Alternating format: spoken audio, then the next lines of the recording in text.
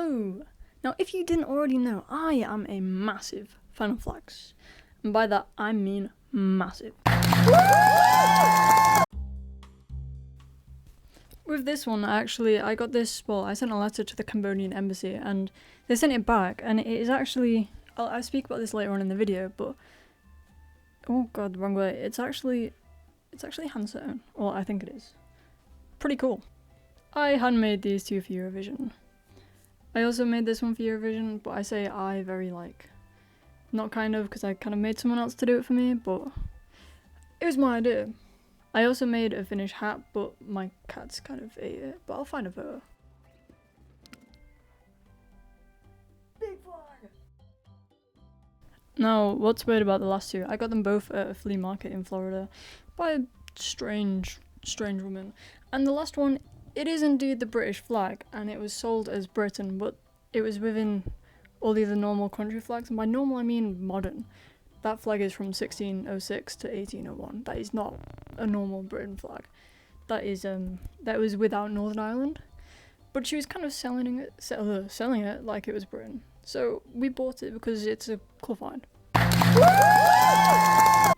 And if you're a fan of flags, you'll notice that people bring up the Libyan flag from 1977 to 2011 quite a lot.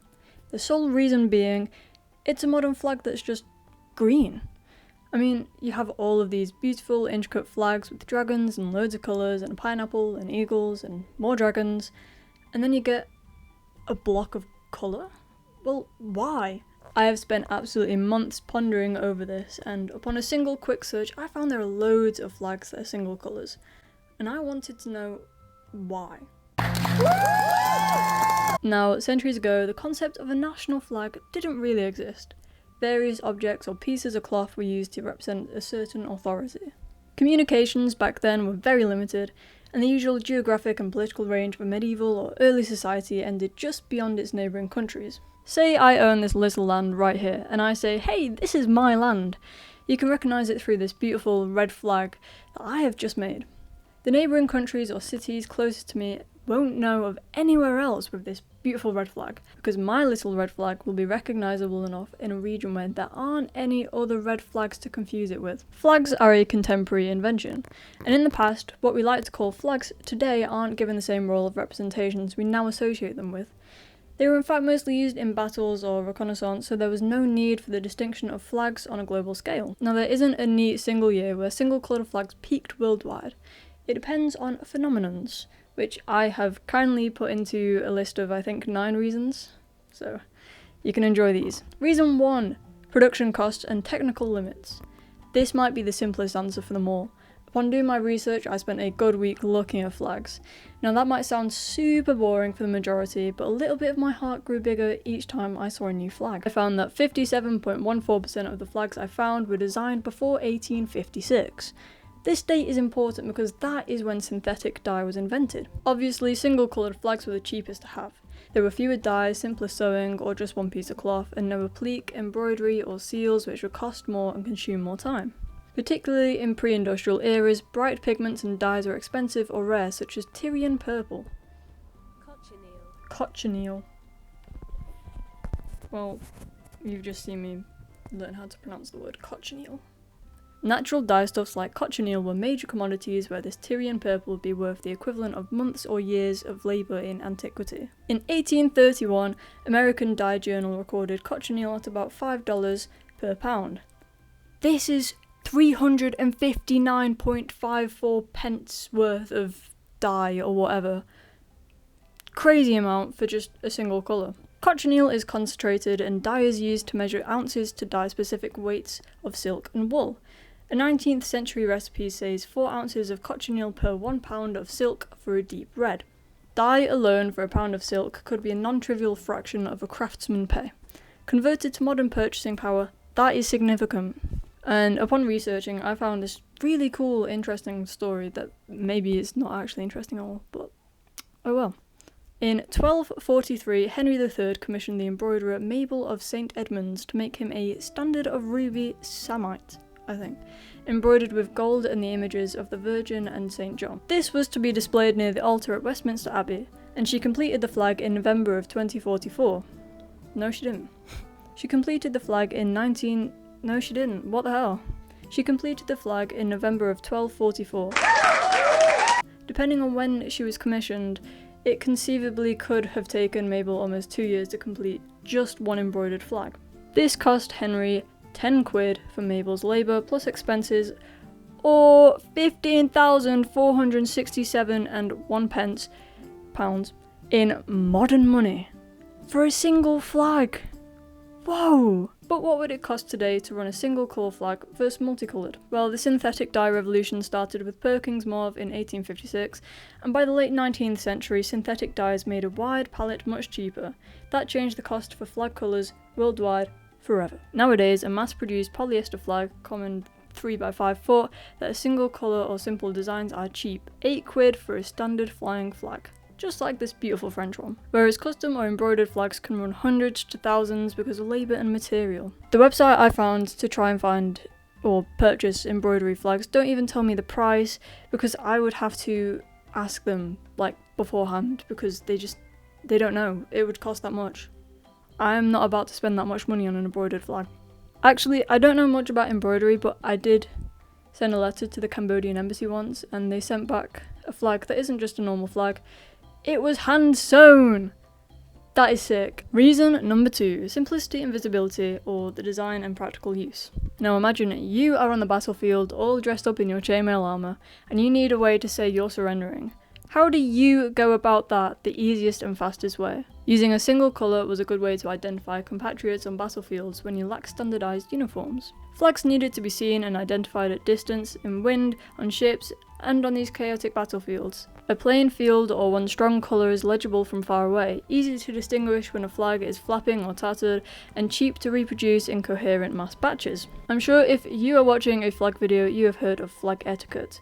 The vexillology, I can't even say that word, good flag, bad flag rules suggest what not to do when making a flag. For example, it needs to be simple, not too difficult to design, have limited colours, 3 is the best, it isn't allowed text, and flags within flags is a bad idea. Another one is a flag must be seen from a distance and from the opposite side, so simple designs are often preferable. Medieval banners and regimental colours were often large plain backgrounds with a simple device because the device needed to be read in battle. Pirates use simple dark backgrounds like the colour black to convey single messages like surrender or die. Now, reason 3, colour associations that make a single colour meaningful on its own. Some colours convey immediate meaning in culture, like green is Islam or paradise, red is revolution, white is purity or surrendering. A single colour therefore already carries a lot of meaning without extra devices or emblems. It speaks to populism and uniting symbology. Leaders sometimes pick an unusual choice such as a single coloured flag with no emblem. This helps them stand out in the world and tie the state to their ideology or personality. A single coloured flag seems like more of a statement than one with an emblem. It's like they are saying they do not need iconography to show who they are. A single colour is enough, and that is badass. Going back to the Libyan flag, the leader from 1969 to 2011 was Gaddafi. He intentionally changed the flag to a unique all-green, signalling his political programme, the Green Book, and to make Libya stand out on the world stage. This conveniently links to reason 4, pure symbolic, dynastic or religious choices. A single colour can stand for a dynasty, a sacred area or religious tradition, sometimes centuries old. Plain colour means an instantly legible symbol that ties to the group or a particular lineage or theology.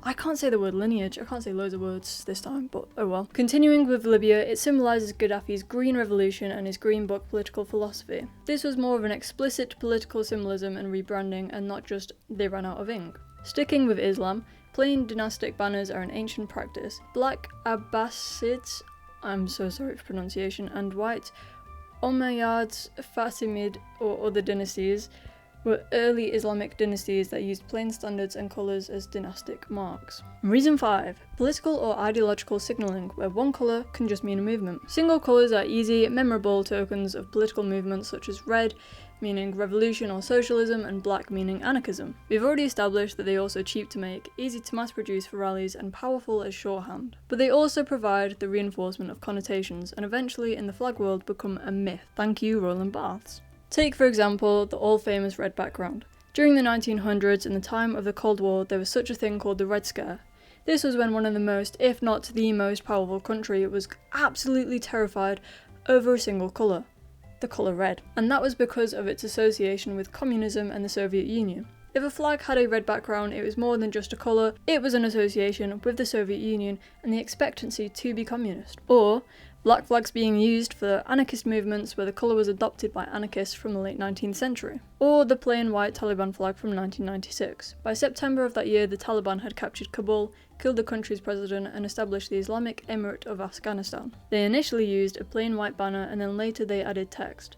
These are clear examples of movements, good or bad, using simplicity, purity, or symbolism. This also links to the next reason, reason 6. Speed, expediency, and provisional use, where transitional governments, rebels, or pirates use them. When a new regime or group seizes territory, they often need an instantly recognisable banner. Plain cloth painted or raised is immediately faster than a crafted multicolour coat of arms. Take, for example, pirate black flags, revolutionary red banners, and again the Taliban's plain white banner on seizing Kabul, or rebel groups that reuse simple colours temporarily. From the late 17th to 18th century, often called the Golden Age of Piracy, pirates needed a way to communicate their identity and intent at sea before firing a shot. The black flag became their shorthand for "We are pirates, surrender now or face death," just like the black spot from the Muppets Treasure Island.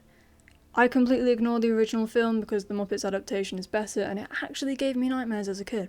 At sea, identification time was short. A single dark field was visible from far off against the sky, and it told merchant ships exactly what was coming. This gave pirates a psychological advantage. Many crews would surrender without a fight rather than risking slaughter. Many pirate crews had no formal supply chain. They made flags from whatever cloth was available, old sails, spare fabric, even stolen flags dyed with simple available dyes like oak gall, soot, or pitch. Black was the easiest uniform colour to create quickly with crude dyes or being dyed over by existing cloth. And because pirates were constantly on the move, ships changed hands and flags were lost, captured or destroyed in battle, a plain black field was the fastest to replace. Reason 7. Legal or treaty constraints and international signalling. In some periods, certain symbols were restricted, so a plain colour may avoid diplomatic fuss, or conversely is chosen to break treaties and past regime symbols. For example, post-coup governments switching to plain flags to show a break with the past, again like Libya in 1977 and the Taliban in 1996. Now going back to Libya's history once more in this video, in 1970 Libya joined Egypt and Syria to form the Federation of Arab Republics, and with that they adopted a flag with a red, white, black tricolour and the Federation's coat of arms. But by 1977 there was a break from the Federation, where Libya withdrew due to disagreements, particularly with Egypt's growing relationship with Israel, resulting in changing the flag and using it as an international signal. And finally, I think I've miscounted either reason 8 or reason 9, iconoclasm or religious prohibition on images. In some religious or cultural contexts, imagery such as humans, animals, or coat of arms is avoided and a plain colour plus text or an emblem may be preferred. Some Islamic movements favour text like the Shahada or plain colours rather than the pictorial emblems. Historical Islamic banners are also an example of colour rather than image-based identity. Islamic flags have a distinct history due to the Islamic prescription on aniconism, making particular colours, inscriptions, or symbols such as a crescent and a star popular choices. Since the time of the Islamic prophet Muhammad, flags with certain colours have been associated with Islam. Historical caliphates, modern nations, certain denominations, as well as religious movements have now adopted flags to symbolise their Islamic identity. Early Islamic flags, however, greatly simplified its design by using plain colour due to the Islamic prescriptions on aniconism. I'll put the word on the screen. According to the Islamic traditions, the Quraysh, apologies if I've pronounced that wrong, had a black banner and a white and black banner. It further states that Muhammad had a banner in white nicknamed the Young Eagle. In the Islamic tradition, Muhammad used the white flag to represent both the leader of the Muslim army and the Muslim state. So those are just a few examples of why single coloured flags exist, and I hope that answered the burning question I am sure everyone has actually been wondering. Now you know the truth about single coloured flags, yeah. Thank you for listening.